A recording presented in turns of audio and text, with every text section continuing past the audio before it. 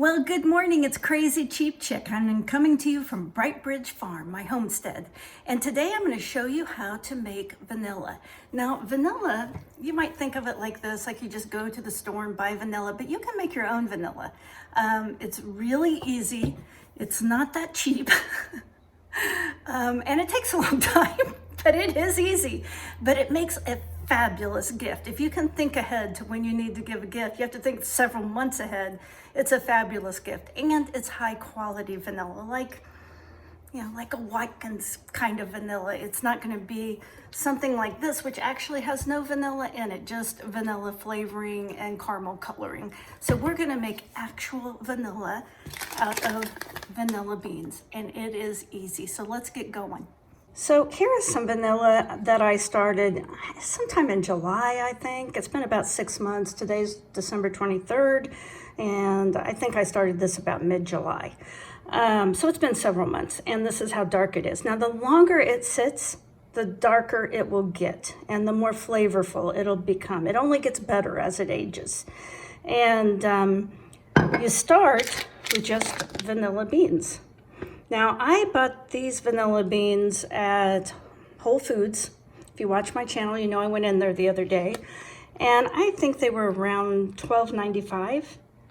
So the vanilla beans are not inexpensive, but it's probably still going to be less expensive than buying a high dollar vanilla, because I've looked at high dollar vanillas at various stores, and they're usually anywhere from $12 to $25. It just depends on the quality. So we're going to make some vanilla, and the first thing we're going to do is open up this package. All right, I've removed the vanilla beans from the package. You know, most vanilla is grown in Madagascar, I think. And it looks like this, and you're going to split it open with a knife. Now, as soon as I opened that package, the pure smell of vanilla just enveloped the room. I don't know how to describe it. It's just such a fabulous smell. And so now I'm going to lay this here, and I'm going to split the beans. I just used a very sharp knife and just ran it down and split the beans open. What's actually inside the bean is the vanilla. The outside is just a pod. So you can see that pure vanilla just glistening in there. And I mean, my whole kitchen smells like vanilla. It's so strong. Now, you could scrape that vanilla out with a knife. You could just scrape it out of the pod and put that in a jar.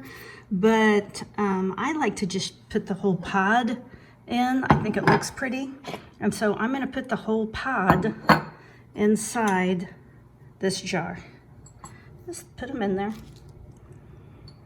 Okay, so now this is what we're going to do. We are going to pour in vodka. And this can be the cheapest vodka. This isn't the cheapest vodka in the world, but it can be the cheapest vodka you find, because it doesn't need to be high quality vodka, just vodka. And over time, the vodka will become infused with the vanilla flavor, and you'll end up with a pure vanilla. See how easy it is? It just takes time. You're just going to buy beans, split them, put them in a jar, pour some vodka in, and let them sit. And there you have it. Vanilla beans and vodka. Now you will see a little bit of the vanilla floating around in there, and I would go and pick it up and shake it like once a month. But when I made this one 6 months ago, it was clear just like this one. It just has taken it 6 months to get this dark. And in another 6 months, it's going to be twice as dark as this. And so just over time. Now, the only reason I made this vanilla today was to make the video, because this is a ton of vanilla. Take a long time to use that much vanilla. So now I've really got a lot of vanilla, because in 6 months this is going to be as dark as this, and it's going to be a high quality vanilla.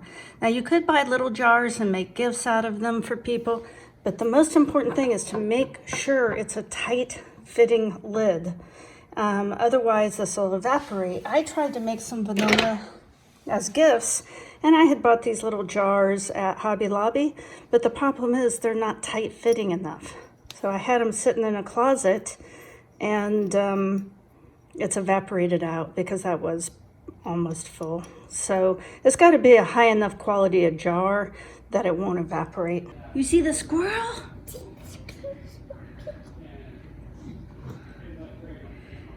That squirrel is not afraid of you, Sparky. Now, that's an exercise in frustration because she can see the squirrel, but she can't get to him. Is Papa vacuuming now? That's silly. There we go. You're all clean. Well, thank you so much for watching my video all the way to the end. I really do appreciate it. And it makes me think that you must be a pretty talented and creative person, or you would not be watching a video like this. Now, my vanilla, I took an old ribbon I had saved off something else and tied around the top, and I think that would make an elegant gift for someone. At least I would enjoy receiving a gift like this. And one final thing I want to say is, to me, prepping is not about a bomb shelter in your backyard or a bug out vehicle. Being a prepper just means being prepared, and it's about knowledge. It's about knowing how to do things, how to make things for yourself, not being dependent on supply chains or grocery stores or big box stores. It just means you know how to make things yourself. So if you got anything at all out of this video, please give me a like and consider subscribing as I show you how to make other things here at Bright Bridge Farm. This is Crazy Cheap Chick. Have a great day.